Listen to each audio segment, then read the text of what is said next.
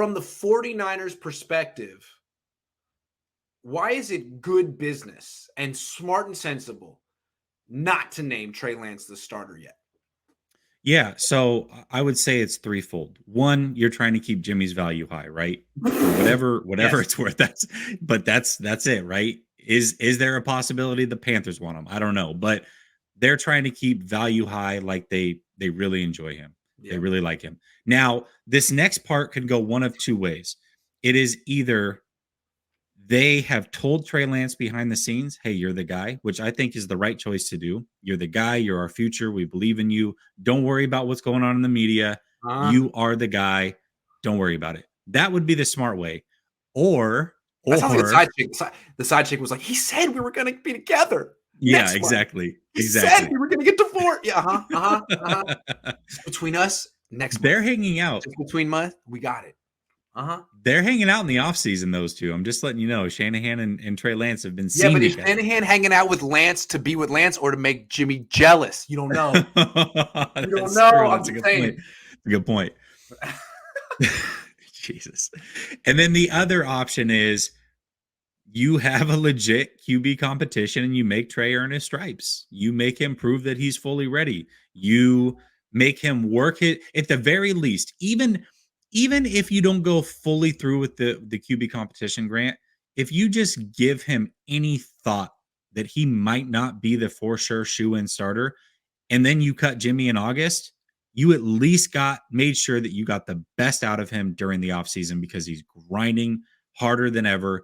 His mentality's there, everything. Like you're getting the best out of him without really having to push him or be involved in the pushing. So that to me, those are the reasons why they haven't named Trey Lance the starter.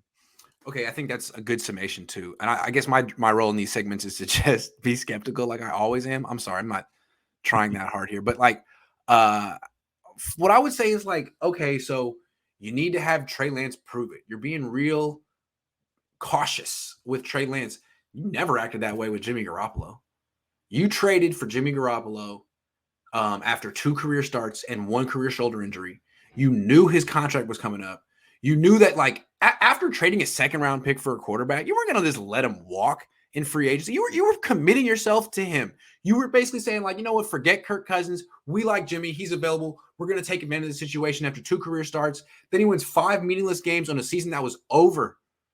You didn't go to the playoffs, and you're like, oh, we've seen enough. And you made him the highest-paid player in the league with a no-trade clause. And every step of the way, no matter how mediocre and disappointing this dude was, you were like, he's special. He's got that it factor. He's a gamer. Kyle Juszczyk, you go say it. Kittle, you go say it. And it had player. And it's like everything was about propping him up and making him feel confident and wanted. And there was never any competition. I mean, the backup was an undrafted free agent and Beathard. And now, like, why can't you act that way with Trey? Why did Jimmy need all that emotional hand-holding, but Trey doesn't? Trey's 21. Jimmy came here, he was freaking what? 27? He was like Medicare when he got here. Trey Lance can barely drink, and the Niners are like, look, man, don't expect us to like prop you up and make you feel, you better earn it. Like, I guess. And that's fine. I guess there's virtues to that, but it's such a departure from the way they handled and approached Jimmy Garoppolo. They looked at Jimmy Garoppolo for a while like he was freaking King Arthur. It's like, this guy, it's amazing. He never loses. Like, that doesn't matter. So even though he's got the skill set of an 8-year-old, like, he just pulled this freaking Excalibur out of the stone. I don't know how he does it. I'm not going to question it. Well, Trey Lance has all this ability, and you're like, I'm questioning it. Why? Let me push back a little bit because I think, all right, what they've done in the media versus what they do in private, I think are two different things, right? Mm-hmm. And this is why I say it's so important that whatever happens out in public, whatever is going on behind the scenes is way more important. And I'm going to point to Jimmy Garoppolo and his team last offseason talking about how unhappy they were with the way that Jimmy's been handled really since he's been a 49er. Okay.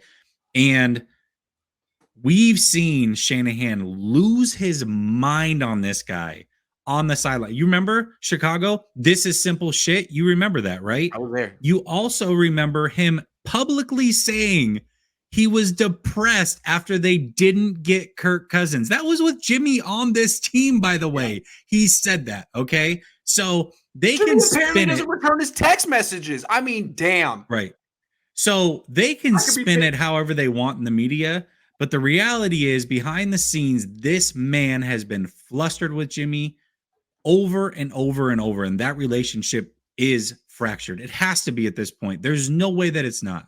His mechanics are ridiculous. He never sets his feet. He won't throw down the field. He can't read the field. And he can't stay healthy. Other than that, and he can't return a text message. Other than that, hell of a pro. Really a good leader.